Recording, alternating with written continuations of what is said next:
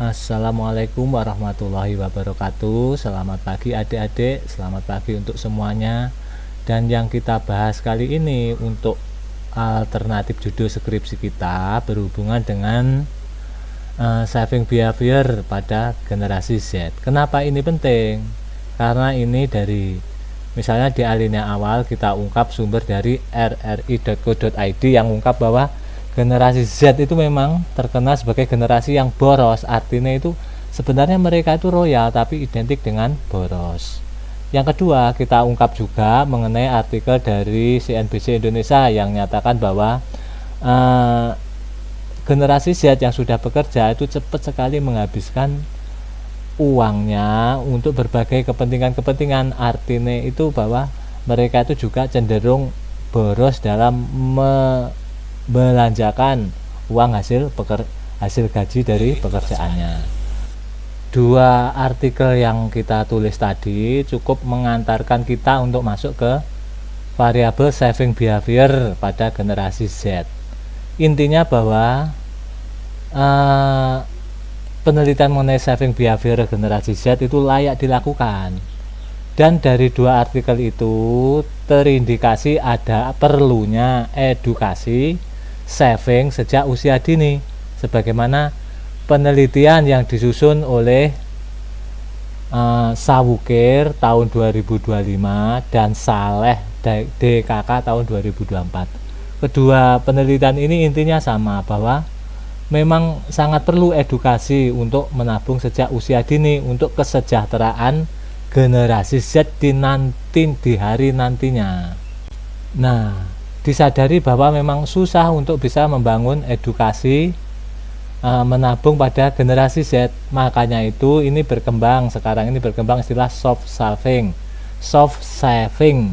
Artinya itu istilah ini menggambarkan bahwa menabung itu bisa dilakukan secara fleksibel dan secara santai. Jadi sedikit demi sedikit tetapi terus berkelanjutan. Karena mungkin sangat susah untuk bisa membangun mengalokasikan sekian persen dari penghasilan atau pendapatan untuk menabung bagi generasi Z, sehingga muncul istilah soft saving. Nah, sekarang kita sampai ke jurnal rujukan yang dipakai. Ini kita pakai dua jurnal rujukan. Yang pertama dilakukan oleh Natasha dan Inayah tahun 2025. Dan yang kedua penelitian yang dilakukan oleh Nurafni dan kawan-kawan tahun 2024. Kedua jurnal ini memiliki kesamaan sehingga kita posisikan sebagai dua jurnal rujukan. Kesamaannya apa?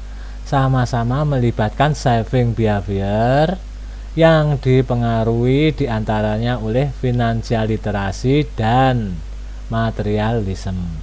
Nah, selengkapnya nanti adik-adik bisa browsing atau download jurnalnya, ada di link deskripsi. Nah, setelah itu kita baca dari kerangka penelitiannya. Ini kerangka penelitian jurnal pertama. Terus diikuti kerangka penelitian jurnal kedua. Dan hasilnya kita bandingkan.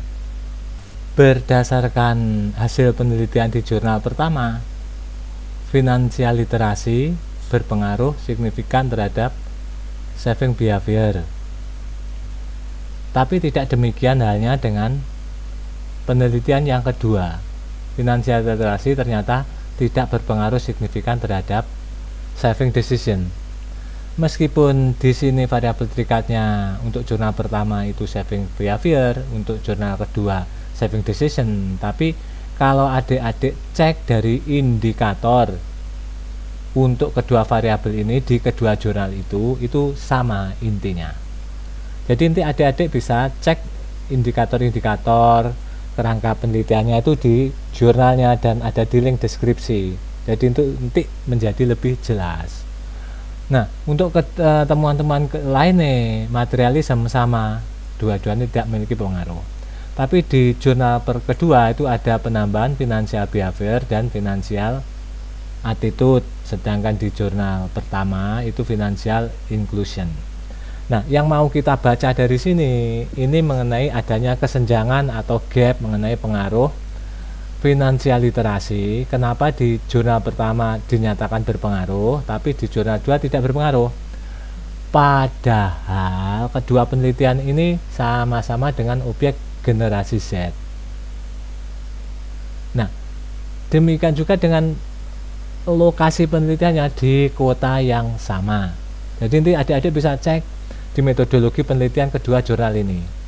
Itu tempat penelitiannya di kabupaten yang sama. Nanti adik-adik bisa cek. Nah, dari perbandingan kedua temuan penelitian ini menunjukkan adanya kesenjangan atau gap dan bisa menguatkan alasan kita untuk menelitinya ulang mengenai salah satu variabelnya, financial literasi terhadap saving behavior. Dan hasil penelitian kita nanti itu bisa memberi pandangan ataupun masukan yang lebih komprehensif dengan membandingkan dengan kedua penelitian terdahulu ini. Demikian ya adik-adik, jadi adik-adik tinggal susun mulai dari awal mengenai alasan pentingnya meneliti mengenai saving behavior pada generasi Z sampai mengerucut pada pemilihan variabelnya. Semoga bermanfaat. Jangan lupa like dan subscribe. Sampai ketemu di video selanjutnya. Tetap semangat, salam damai dan sejahtera, dan wassalamualaikum warahmatullahi wabarakatuh.